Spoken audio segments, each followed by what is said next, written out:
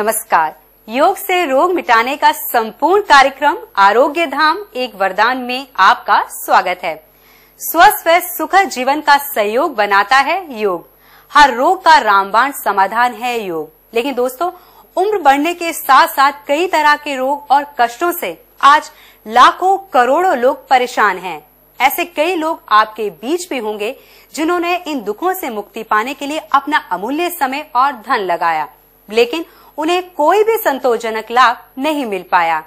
ऐसे परेशान व दुखी लोगों के लिए योग में है अचूक समाधान, जिसे बताने के लिए आज हमारे बीच हैं अनेक वर्षों से योगिक क्रियाओं द्वारा जन कल्याण करने वाले विश्व विख्यात योगी डॉक्टर अमृतराज जी।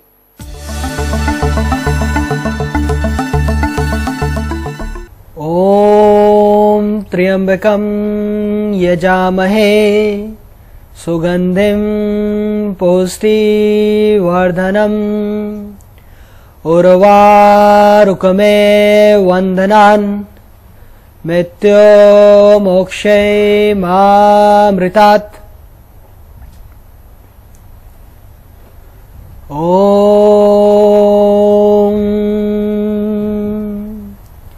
शांति शांति शांति।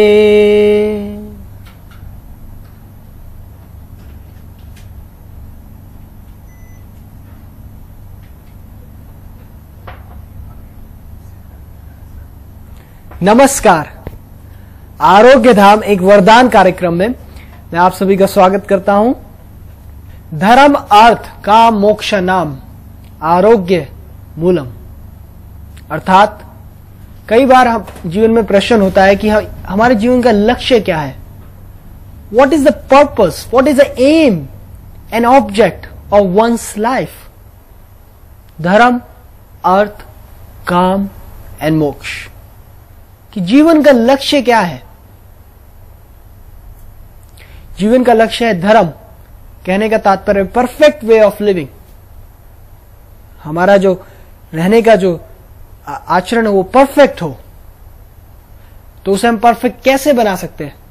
अब मैंने आपसे ये तो कह दिया कि परफेक्ट वे ऑफ लिविंग हो। परफेक्ट वे ऑफ लिविंग कैसे हो?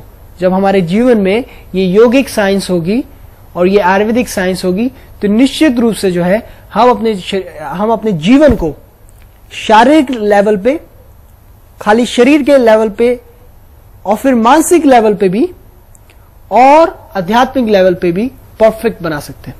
आजकल जीवन में जो आवश्यकता है होने की वो है कर्म योगी की। आजकल थोड़ा सा जिस तरह का फेस चल रहा है उसमें है थोड़ा सा कुछ करें और एकदम से बहुत सारी चीज आ जाए। नहीं, ऐसा जीवन आराम तलबी वाला जीवन नहीं, देह सुख लालुपता वाला नहीं, जिसमें हमें देह की प्रति आसक्ति हो, शरीर के प्रति अटैचमेंट हो। एक ऐसा जीवन जिसमें हम जो है कंटिन्यूअस अपनी ड्यूटीज को, अपने कर्तव्य को करते रहें और साथ ही साथ कर्म योगी बने।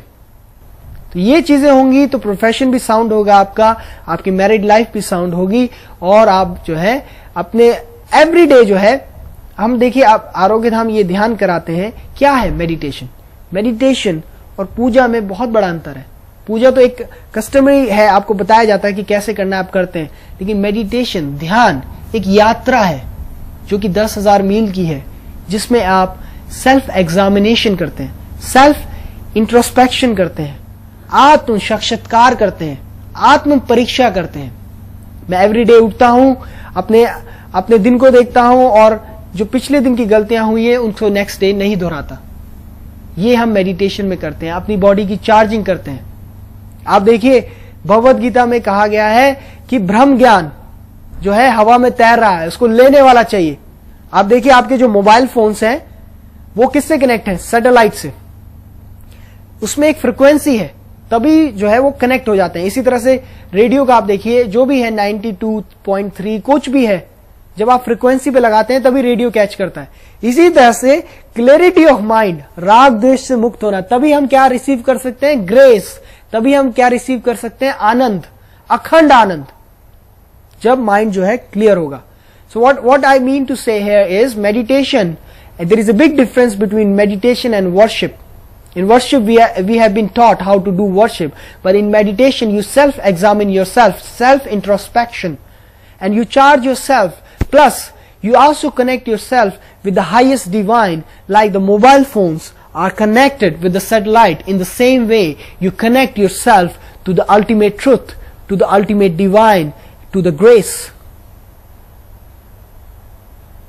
तो इसी तरह से आज हम बात करेंगे कैंसर की, जो कि इतना ज्यादा आजकल फैल रहा है, जिसके नंबर्स दिन प्रतिदिन जो है बढ़ते जा रहे हैं. Cancer is increasing day by day. What is cancer? Cancer विज्ञान को हम जो है ऑन्कोलॉजी कहते हैं. और कैंसर क्या है? शरीर में निरंतर सेल्स का बनना और निरंतर उनका विकास बनना और फिर विनाश होना जो है, अगर वो विनाश ना हो, निरंतर निर्माण होता रहे, तो उस स्थिति को हम कैंसर कहते हैं. In cancer there is continuous formation of cells. That is the stage of which is termed as cancer. Cancer भी दो प्रकार के होते हैं, एक होता है benign, एक होता है malignant. तो इसमें क्यों हो रहा है, कारण क्या है? एक तो सबसे बड़ी चीज है स्ट्रेस एंड स्ट्रेन. कहीं का भी कैंसर आजकल हो रहा है. Bone cancer, lung cancer, liver cancer, ovary cancer, कितने तरह के कैंसर हो रहे हैं. तो इसमें आप देखिए, एक तो जैसे आजकल मिलावटी वाली चीजें आ रही हैं, उनका जानने की बहुत आवश्यकता है. एडल्ट्रेशन हो रही है. आप देखिए बाहर वेस्टर्न कल्चर में ऑर्गेनिक फूड और इनऑर्गेनिक फूड का बहुत ज्यादा प्रचलन है. ऑर्गेनिक फूड खाना चाहिए, इनऑर्गेनिक फूड को अवॉइड करना चाहिए. अब ऑर्गेनिक फूड क्या होता है, इनऑर्गेनिक फूड क्या होता है? ऑर्गेनिक फूड वो होता है, सबसे पहले इनऑर्गेनिक की बात करते हैं. इनऑर्गेनिक फूड वो होता है जो रासायनिक खाद से बनाया जाता है, जिसमें रासायनिक खाद का इस्तेमाल किया जाता है, केमिकल्स का इस्तेमाल किया जाता है वेजिटेबल्स को, फ्रूट्स को, फल सब्जियों को उगाने के लिए. इसी तरह से ऑर्गेनिक वो होता है जिसमें जो है नेचुरल खाद का इस्तेमाल किया जाता है फलों और सब्जियों को उगाने के लिए. तो ये बहुत जानने की आवश्यकता है. ऑर्गेनिक फूड स्टोर्स होते हैं बाहर, तो ऑर्गेनिक फूड लें. जैसे आपने अपने घर में या अपने गार्डन में तोरी, लौकी ये लगा रखी है, तो वो बहुत अच्छा है, क्योंकि अगर हम विद इन 48 आवर्स उसको तोड़ के खाते हैं तो उसके अंदर और भी ज्यादा जो है रस, गुण, वीर्य, विपाक होता है, या दूसरे शब्दों में कहिए प्राण शक्ति बहुत ज्यादा होती है. मुझे ध्यान है, अभी मैं कहीं लंदन में था, वहां पे मैंने एक खरबूजा खाया और वो सीधा उन्होंने फार्म हाउस से लाके दिया. तो इतना टेस्ट था उसमें, इतना टेस्ट था कि पूछे मत. अगर वही खरबूजा अगर किसी स्टोर से लेके आते और 2-3 दिन उसके अंदर मतलब कितने समय तक वो वहां रखा हुआ था और प्रिजर्वेटिव्स होते, तो वो स्वाद नहीं आता. I remember when I was in London, somebody served me kharbuja, which somebody served me a fruit directly from the farmhouse, and it was having a lot of taste because there was lot of vital force in it. It comes directly from the farmhouse rather from a store. There was no preservative in it. तो आप देखिए, अगर आप तुलसा आपके घर में लगी हुई है और आप तुलसा कैप्सूल के फॉर्म में खा रहे हैं, उसमें जमीन आसमान का अंतर है. आप मानेंगे या नहीं? हाँ. तो यहां ये सब कहने का ये तात्पर्य है, आजकल जिस तरह के फ्राइंग पैन्स आ रहे हैं, उनकी जो सरफेस है, जैसे फॉर एग्जांपल आप देखिए माइक्रोवेव्स का हमने बहुत ज्यादा उपयोग करना शुरू कर दिया है.